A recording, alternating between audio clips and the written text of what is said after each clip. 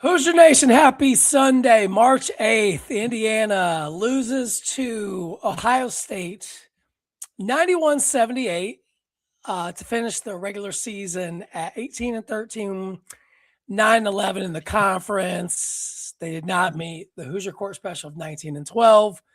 Honestly, it wasn't that close. Indiana had to put together a run to make it a 13-point game, but just an all too familiar fate for this team.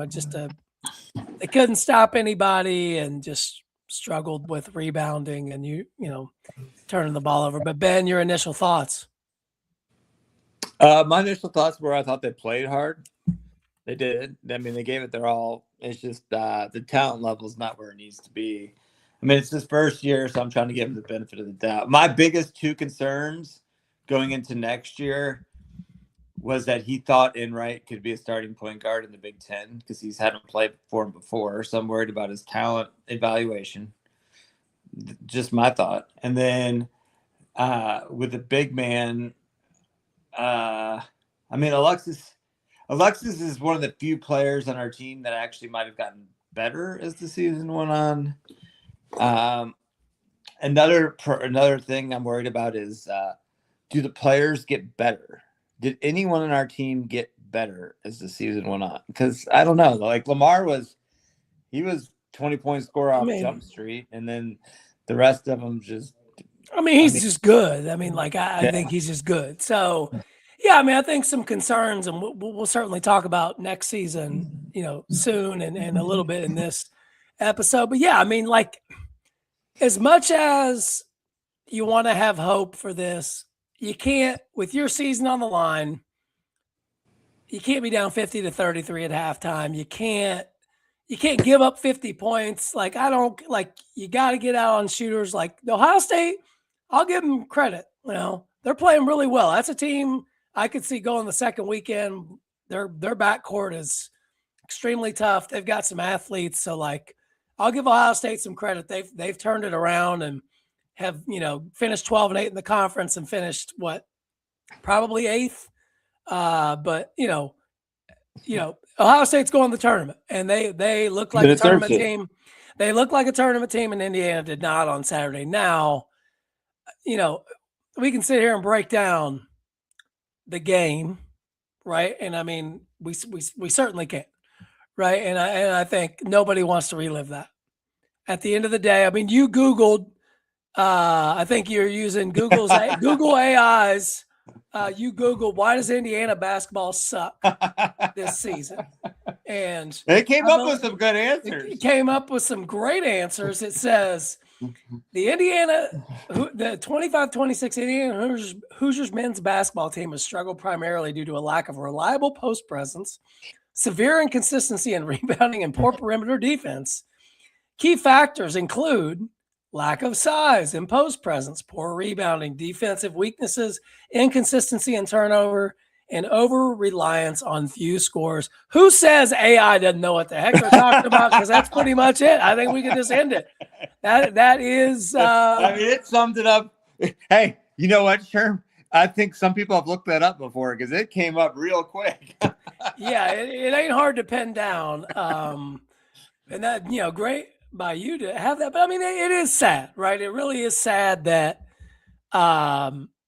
what this basketball program is and what it is not, quite frankly. And it hasn't been a legitimate contender in, decade and a half, really. The 1 year, couple years with Crean, but other than that, it's just here or there, 18, 19 wins. And, something's got to change for the basketball program. I think we all know that. But for this season, if Indiana wants any shot at anything, they're going to have to make some serious headway in the Big Ten tournament. As much as, you want to sit there and say they don't have a chance, when every team that's in front of you and behind you loses on the bubble, you do. You still, you got to put 68 teams in, and next year you got to put 76. So we should be in great spot next year. Next year we'd be a bona fide lock. But there wasn't enough Modelo in the fridge for last night's game. But there just wasn't. But you look at it you look at the teams around you. Texas lost. SMU lost. Santa Clara plays tonight. Auburn lost. Stanford did win. That's a team sneaking up. Virginia Tech lost. New Mexico lost. San Diego State lost. Cincinnati lost. So, like, all these bad teams lost. So now you go to your conference tournament where, for all intents and purposes, I think we said this last week, it's pretty much set that Indiana's the 10 and will play on Wednesday, the 11th at 6:30 Eastern against the winner of the 15-18 game, which on its face won't help you. But if the 15 is Northwestern, which as it stands right now, that is who it is, and the 18 is certainly going to be Penn State, they are guaranteed to finish last in the conference.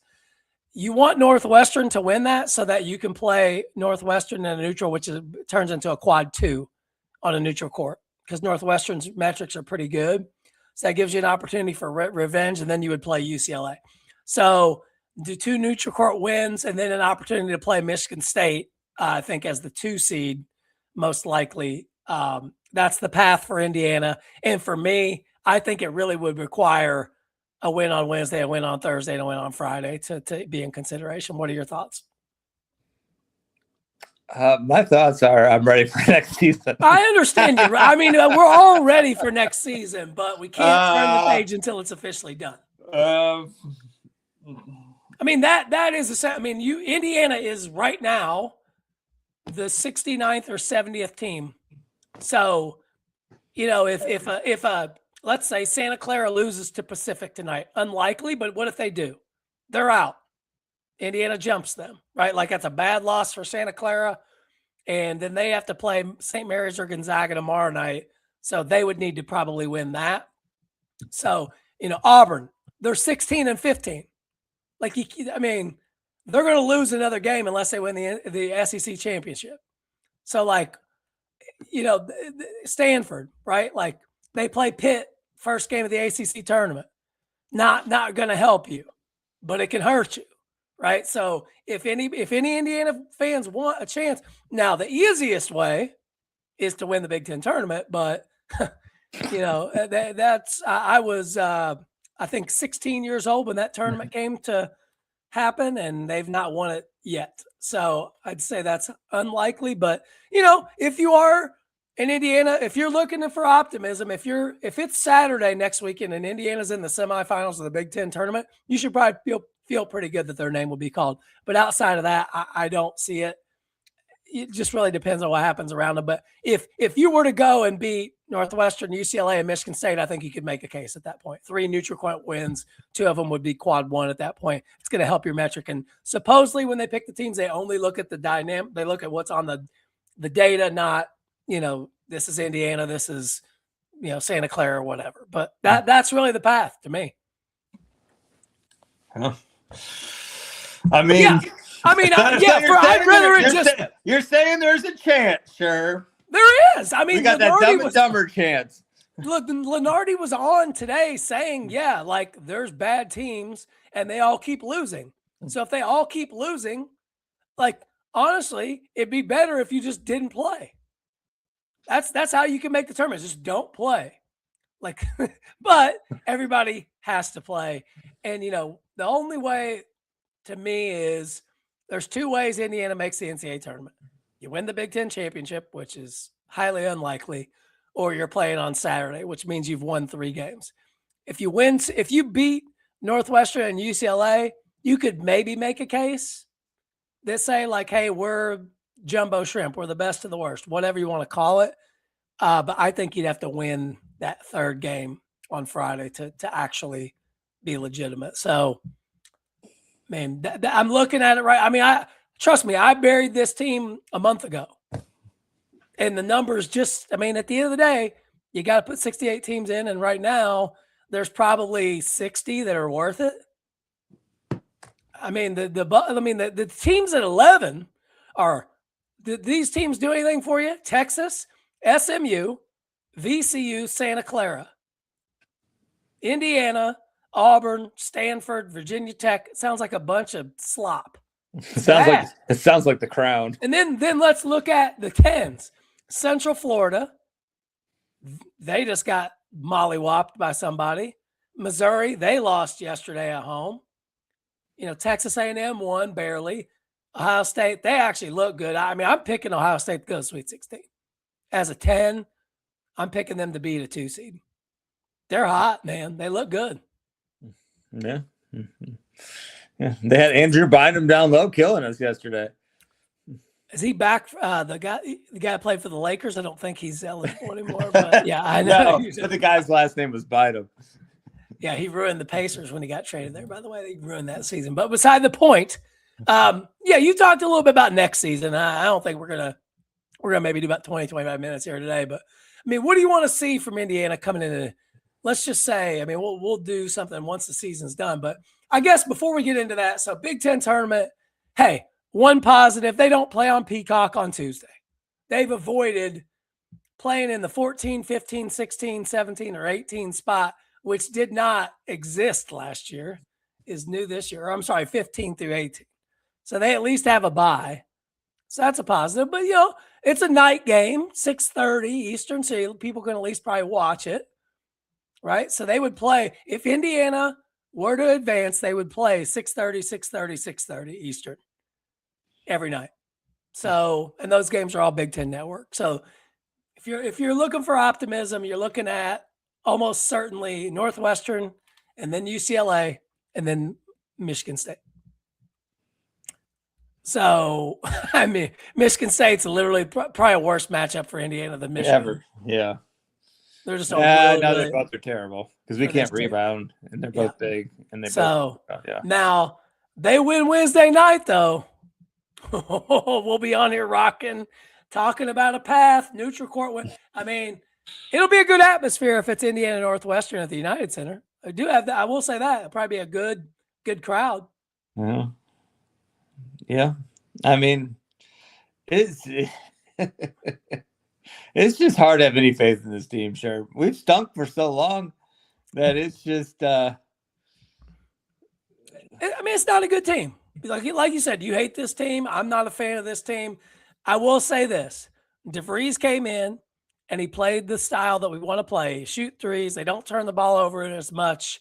They make free throws. All the things that drove us crazy about Mike Woodson. This team does. They just don't have the talent. And I don't know who makes the decisions, how that goes down. Ultimately, it falls on DeVries. But they've played pretty much 8, 9, really 7 guys all year total, right? They just don't have depth.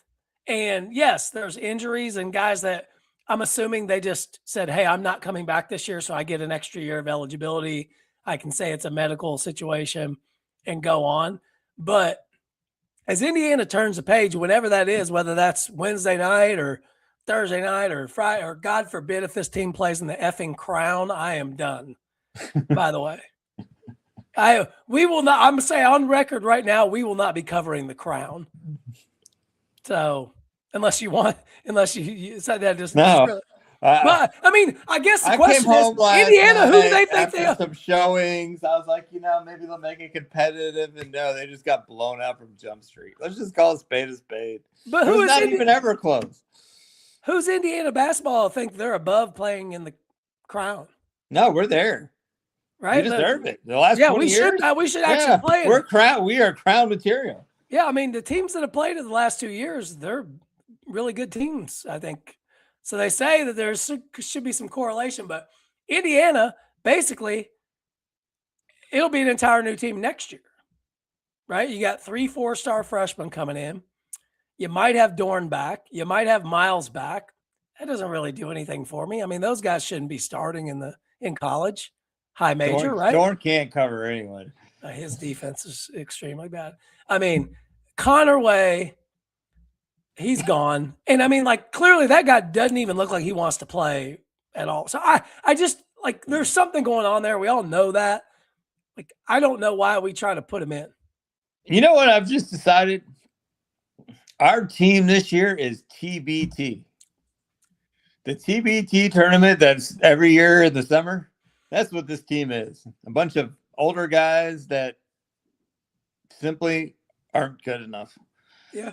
I mean, you're right. This team's not good enough, and it's disappointing, right? Because you look back though. If you look back, the Northwestern loss at home, just an absolute killer. They win that, they're probably in right now. That as bad as the bubble is, I mean, they have a case right now with that loss. If you make that a win, they probably are, in Dayton, right, looking to avoid a bad loss. Or, could they have beaten like the Nebraska game that slipped away, right? Losing at Minnesota, right? Like so many missed opportunities for this team that just continue to. You look back and you think like, what could have been, but like I get it. Like I'm with you. I'm tired of getting to the end of the season and being glad that it's as a sports fan, this is entertainment that you get. You're like, I'm glad when this is over.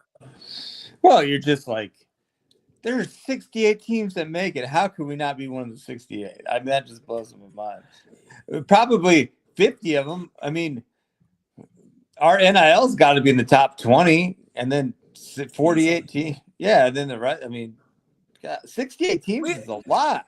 It's a waste of resources. Yeah. If you're Pam Whitten, Scott Dolson, right? Like they keep pumping money into this, and they're not getting the results that they're looking for, right? But I think they're still going to have it.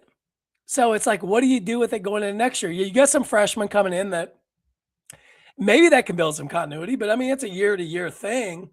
Bringing in the Ryan Carr to get players, I don't think that's going to hurt anything. But you're replacing 100% of your scoring. Sicily didn't even. That's another thing that drives me nuts. He didn't even get in yesterday, and we got blown out. Yeah, like what? Why?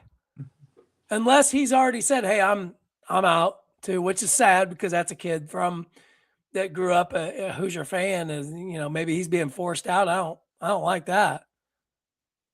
Forced out? How can you force someone out? Well, we don't fucking play them. Then I don't want to be here. I mean, I don't know what to say. Like if you don't if I'm a commit, and yes, he was committed to Woodson, but that was the first call that Vrees made, and that guy went from playing 15 to 18 minutes a night to now he doesn't play, and he's not injured. So what? And yes, he has not played well. But when I get in 4 or 5 minutes, how am I supposed to ever play well? Yeah. You get no rhythm, none of that. Plus, you missed one. You missed one shot. You're going to the bench. Yeah, it's tough. Sorry for the effing on a Sunday afternoon, but my God, D-Rock, they call him. Why is Sicily not getting a shot? Like Josiah Miles is kicking the ball over the gym. Connerway's kicking the ball all over the gym. Reed Bailey actually played halfway decent yesterday for the first time in 2 months. Yeah, I mean, UCLA, he hasn't played well since UCLA. It's just it's a ragtag team. It's a TBT team. And now here's the thing though about TBT teams. What if they catch fire for 3 days in Chicago? This is a team that, they hit 15 threes, they're going to win. You know what I'm saying? Like they are the type of team that could go on a 2-3 day run that puts you into the first four, and then they get their teeth kicked in by, freaking SMU and Dayton or something. Like, I don't know. But not that none of these first four teams are good. But I'm looking at the schedule, man. And I look back and I think, could you have beaten Minnesota on the road? Yes, you should have won that game. You beat them by 30 at home. Could you have beaten Iowa at home? Iowa's a good team, but they're not great. And you got beat by 17 at home. Nebraska, that was the one. At USC, you were right there. And then Northwestern. Any of those games, you don't lose, you're in. And now you're fighting for your life on Wednesday. So you get to play Northwestern. Most likely, I doubt Penn State's going to beat Northwestern. I think it's Northwestern. There's still games to be played in the Big Ten as of us recording this. I guess it's 5:34 on the last day of the regular season. But it's Illinois beat Maryland. Rutgers beat Penn State, so that guarantees Penn State's last place. Iowa and Nebraska are just getting going, and then obviously Michigan State, Michigan. So neither one of those games impact, I don't think, anything Indiana plays. So what I said earlier of a Penn State or Northwestern, UCLA, Michigan State, Michigan, that's your path to a championship. Sounds pretty tough to me. Well, you didn't do, and then guess what? Oh, wait. No. That's not true. No, it would be Northwestern, UCLA, Michigan State, Illinois, Michigan. I'm sorry. Yeah, we might as well just pack it up. Yeah. Then the other problem is our non-conference schedule. We played 3 teams. We got blown out by all 3 of them.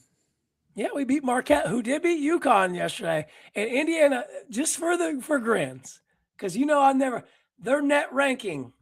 Can I go over that real quick? Sure. They were 37 yesterday, and they are 37 today. And I said, because Northwestern beat Purdue at Purdue. They're a mess, by the way. Actually, they beat us by 30, and then they haven't done anything since. They're a mess. But Indiana's at 37 in the net. Their wins above bubble, which is a new metric, went up because everybody else stinks. Indiana's 37. You want to hear the teams around Indiana, okay? SMU, 38. And then we're going to go down. Auburn, TCU, Texas, Santa Clara, Texas A&M, VCU, New Mexico. Tell me where you heard those names before. Every year. But that's the bubble. Auburn, and who's above? Who's above Indiana? Clemson, NC State, UCLA, Villanova, Miami. So is the net something they may factor in? And if they do, if Indiana, let's say they win Wednesday night against Northwestern, who is 70 in the net, so it's a quad 2. I mean, they might just look and say, well, because that Wisconsin game, I'm telling you right here, right now, I'm not shitting you when I say Wisconsin beating Purdue at Purdue, going from 31 in the net to 26 to safely into a quad 1 could be the difference of Indiana going, because it gives them another quad 1 win, and Indiana will have another chance or 2. I'm just saying, if Indiana wins a couple games in the Big Ten tournament, you can look back and say, hey, we can thank Wisconsin because them beating Purdue bumped them up and makes that win look a little, unless they lose inexplicably in the Big Ten. We don't want that. So there's your nerd out on the analytics there. But that's the data, man. That's what it is. 3-11 against quad 1. Jesus. God, what a freaking joke, man. Like, how could you gotta be? I was thinking this the other day. You got to be really shitty to not make the NCAA tournament. Yeah, straight up, you do. I've said that for 5 years. Like, if you don't make the NCAA tournament this year, you suck. Straight up. Yeah. And if you don't make it next year, we're going to add 8 more teams next year. So next year, the bubble would be, get this, your bubble would be like Cincinnati's the last team in. Would Auburn be in with being 500? Auburn. So Indiana, Auburn, Stanford, Virginia Tech, New Mexico, San Diego State, and Cincinnati all safely in next year. That's just the money grab gone bad. I mean, I'm still going to watch it, but yeah, I know. But I mean, okay. So as we turn the page to next year, I mean, what is DeVries? And we'll get more into this later, but I mean, you got to get I don't know that he thought Enright was going to be the starting point guard. I wonder if there was a deal that fell through and they felt like Enright was going to come in and play. But I feel like maybe there's a deal that fell through and he's like, well, I mean, it is what it is. I know what this kid is. I know what he's not. I don't know that he brought him in to be the starting. Maybe he thought Connerway was going to be better than he was. I just feel like maybe it's kind of like free agency. I mean, we're coming up in the NFL. Like, you think you've got somebody and then they go sign with somebody else and then you got to stick with the guy that's not as good.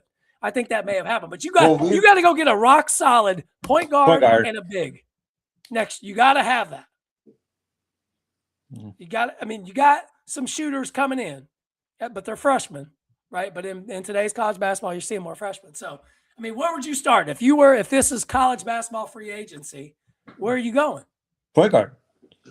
First thing, right? First thing. Get the ball rolling. Get it moving. Whatever's going to take. Yeah. You know what I would do? The kid from Miami of Ohio, Peter Suter, I would go and offer him. He went to Carmel. He's killing it at Miami. He would be a great fit for Indiana. You know, you're not going to require him to be the best player on the team, but he'd be a solid guy. If he's looking to transfer, maybe he's not. Miami's a great school. He may just want to stay there. But, you know, you wave $1 million in front of a kid's face, all of a sudden that education, you're like, well, shit, it might take me a while to make $1 million in life. So, yeah, I think a point guard right off the jump, like you got to get you need the best point guard possible. Yeah. Best point. We haven't had a point guard since Yogi Ferrell. Yeah, I mean, we had Hood Shafino was pretty good in college, but it just that roster wasn't none of the stuff. Like I guess my hope is Carr can actually build a roster. Like, can Carr bring in the right players? You know, maybe Prince Alexander Moody and Von Carvalho are studs, and they come in and they're great from day one, and that's possible, right? That's very possible. But you're going to need more. You're going to need 10 guys, and I mean, who knows? We got guys that are on scholarship. I mean, I don't even know who's on the freaking team. Like, I don't even know who's on the team, man.